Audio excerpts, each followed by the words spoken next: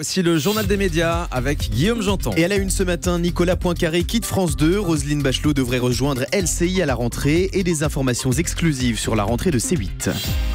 Allez, on commence avec le départ de notre confrère Nicolas Poincaré de France 2. Le journaliste à la tête de Complément d'enquête a présenté son 100e et dernier numéro hier soir. Il ne remplira pas sur France 2 la saison prochaine, préférant se consacrer pleinement à ses activités sur Europe 1. À la rentrée, Complément d'enquête redeviendra une émission hebdomadaire diffusée chaque jeudi soir sur France 2. Reste à savoir qui remplacera Nicolas Poincaré à la présentation. Un remplacement qui pourra se faire en interne. Roselyne Bachelot devrait rejoindre LCI à la rentrée. Le mercato est mouvementé du côté de la chaîne info du groupe TF1 après les départs d'Yves Calvi et François-Xavier Ménage et les arrivées de Pascal de la Tour du Pin et peut-être David Pujadas. Une autre personnalité devrait rejoindre la chaîne, Roselyne Bachelot. Selon l'opinion, l'ancienne ministre et chroniqueuse sur C8 y animerait la tranche du 10h midi. Ce serait la première fois que Roselyne Bachelot aurait les commandes d'une émission de télévision.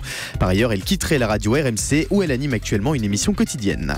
Et mercato toujours, Alessandra Sublet reste finalement au sein du groupe TF1 la saison prochaine. Annoncé sur France 2, C8 et M6, Alessandra Sublet ne changera finalement pas d'écurie la saison prochaine. L'animatrice et productrice prépare actuellement un documentaire sur le footballeur chouchou des Français Antoine Griezmann, diffusé en prime time sur TMC.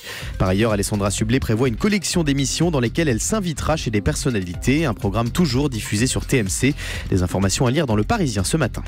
Une information exclusive sur la rentrée de C8. Oui, l'émission Punchline, lancée en septembre dernier, émission hebdomadaire consacrée à la politique, n'a pas rassemblé les foules avec des scores très souvent en dessous des 200 000 téléspectateurs le dimanche à midi.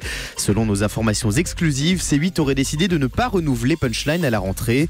Par ailleurs, Guy Lagache, le directeur de l'information de la chaîne et présentateur de plusieurs magazines, devrait également quitter C8.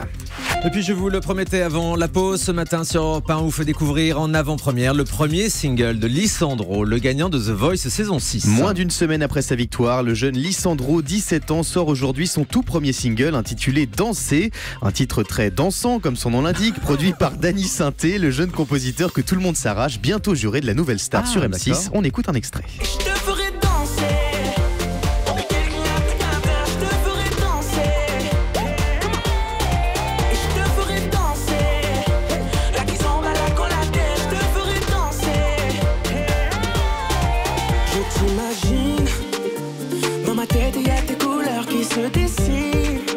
Ah oui, c'est dansant comme vous dites, hein.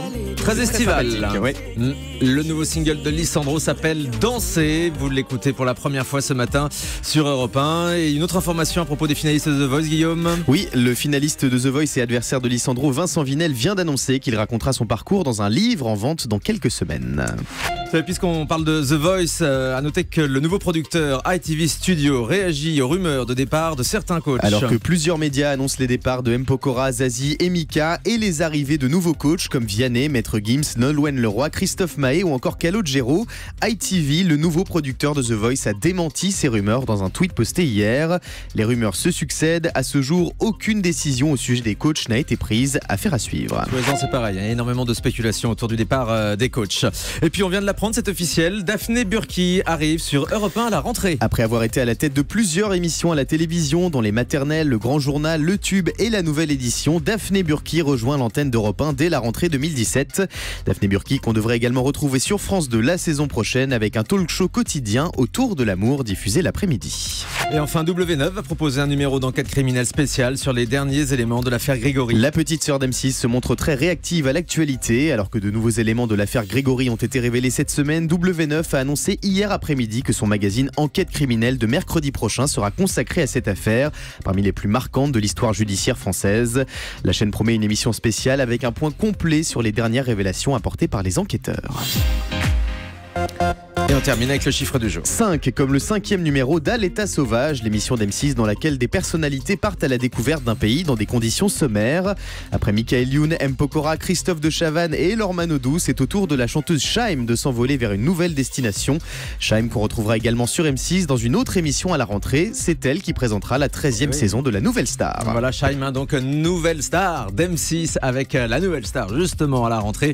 Et ce À l'état sauvage en préparation. Merci beaucoup Guillaume. Vous absentez quelques jours pour des petits congés, mais on vous retrouvera très vite sur l'antenne d'Europe 1 évidemment.